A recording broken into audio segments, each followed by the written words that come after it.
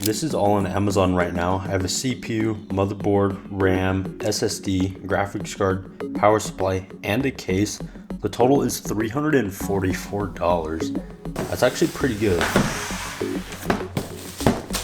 All of the parts are delivered. Let's go ahead and put it together and see if this computer is even worth the price. What you're looking at here is a brand new gaming PC. Now it doesn't look like one, but it does pretty good for what it is. And I built it with all new parts purchased directly from Amazon for under $400. I am normally a huge fan of building with used computer parts because you can get way better value that way, but I do understand not everyone is comfortable buying used parts, so if you want something all new, this might be an option for you.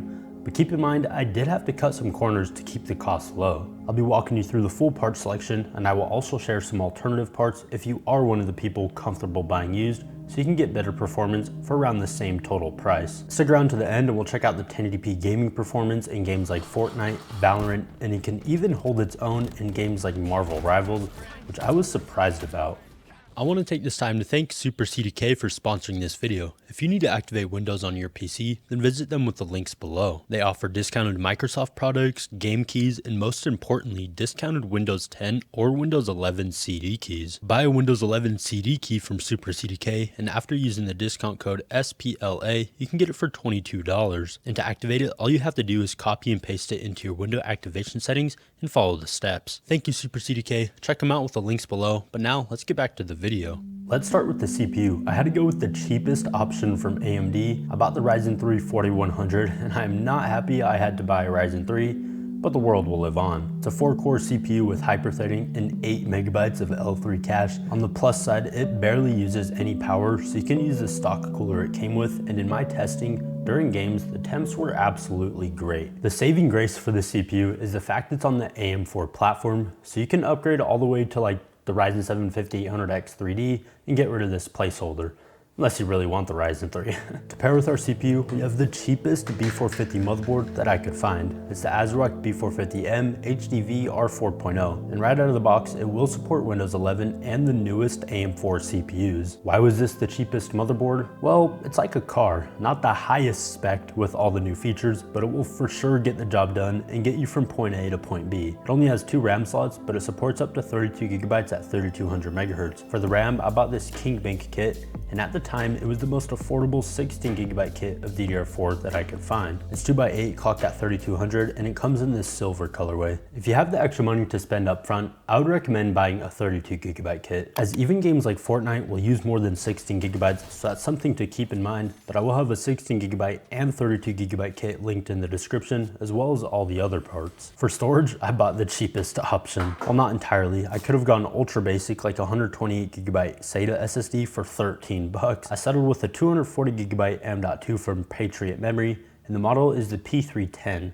It's nothing crazy, but it will at least make the computer snappy, and you can download a couple games. Following the trend of almost buying the cheapest part in every category, up next we have the case. I went with the Zalman Cubics in white. It's a very sleek and minimal micro ATX case. It's pretty affordable at $40, and the metal feels really sturdy. Now inside the case, it is very basic, but it will hold all the parts just fine, and it comes with one white 92mm fan and 2 built-in Velcro straps, which is a nice touch. So far, the parts we have selected are very low power, meaning we can use a budget power supply. I went with a Thermaltake Smart 500 watt 80 plus white. I'm not even going to sit here and argue with people who will say this is bad.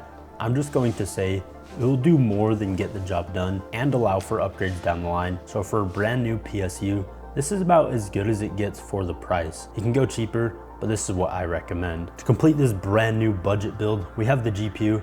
I didn't buy the cheapest option because I'm not buying a GT 710 or GT 730, but it's still pretty affordable, right around $100. The model is the high-end solo graphics card with high quality materials, enhanced the cooler performance, and strong of performance.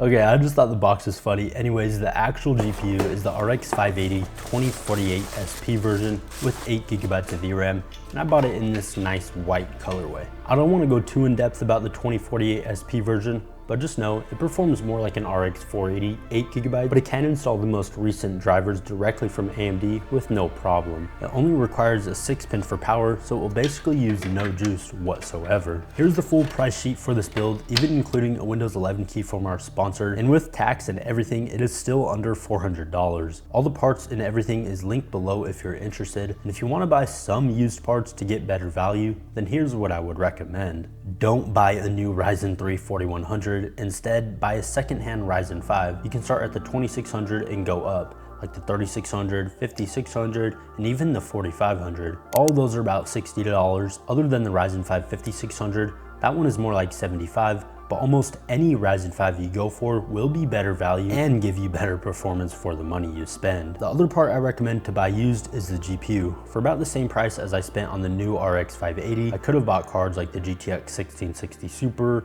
RTX 2060, or the 5600 XT from AMD. But I also could have went even cheaper and bought a second-hand RX 580 non-2048 SP version for about $50 to $75. Now keep in mind, buying used, it will take more of your time to actually find the good deals, but it can definitely be worth it. Anyways, now to check out the performance, and these tests are all at 1080p. I started with Valorant. This is a really simple game that can run on just about anything. I was shooting people with all high settings and was averaging 192 FPS, but if you wanted to go full sweat and use all low settings, you would average 215 FPS with a 1% low of 118, or at least that's what I found in my testing.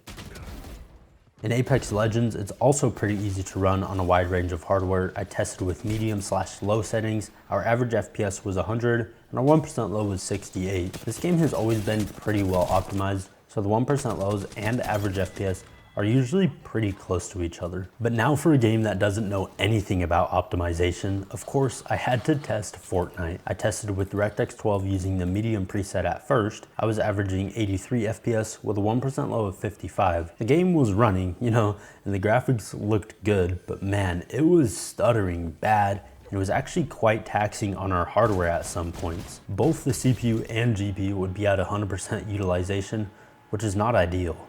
I switched over to performance mode and dropped all the settings to low, but I kept 3D res scale at 100%. With these settings, I saw 136 average FPS and a 1% low was 60. That is better, but if you really want better performance in Fortnite, you will need to upgrade the CPU and ditch that Ryzen 3. For harder to run games like Cyberpunk, it surprisingly does well. Of course, you have to keep realistic expectations. I averaged 78 FPS at 1080p with the medium preset, and AMD FSR 3 frame gen was enabled. In Red Dead Redemption 2, I tested with the low preset and it still looks pretty good, and we were averaging 65 FPS. In Call of Duty Black Ops 6, I ran the recommended performance preset and we averaged 78 FPS and the 1% low was 57. Honestly, the performance isn't bad, and I mentioned Marvel Rivals in the beginning, so here it is. It's playable, but not anything crazy. I tested with the low preset, and at first AMD FSR 3 was set to quality and the average FPS was under 60, which is not ideal, so I switched it to balance and that gave us a nice boost, and we ended up averaging 70 FPS with a 1% low of 56. Yeah, it's all low settings, but hey, you can't say this isn't playable. Before I started this video, I was thinking to myself, man, I hope this isn't completely trash. But after testing, I'm honestly a little impressed. But that's not to say it's completely worth it, because you can still build something way better if you bought some of the parts used. Anyways, that's it for me. Smash a like if you enjoyed the video, subscribe if you want, and I'll catch you in the next one. Peace.